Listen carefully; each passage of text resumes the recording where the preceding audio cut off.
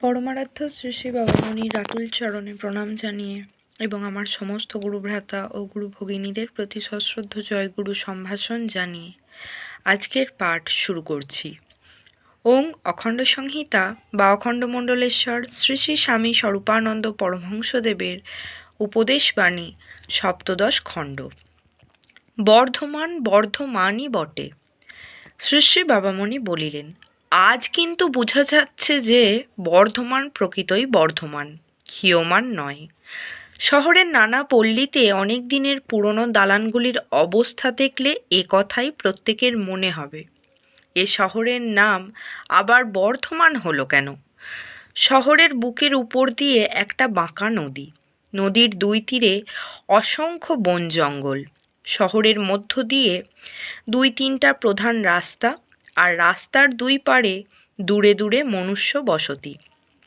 এইসব দেখে অনেকেরই মনে প্রশ্ন হবে, এটা আবার একটা কি শহর?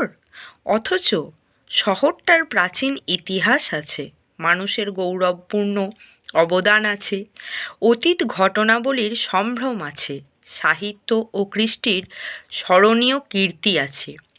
তবু এ কয়টা দিন কেবলই মনে হচ্ছিল, তবে কি শহরটা বর্ধমান নয়? তবে কি শহরটা ক্ষীয়মান?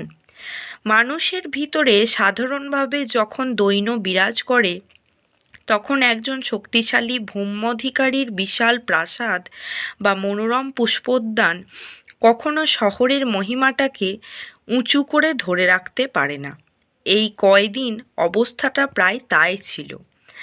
আজ এই বিরাট জনসমারোহ দেখে সমাগত জনগণের আগ্রহ ব্যাকুল আননের ভাস্বর জ্যোতি দর্শন করে আমাকে বলতে হচ্ছে, না, বর্ধমান বর্ধমানই বটে, বর্ধমান ক্ষীয়মান নয়।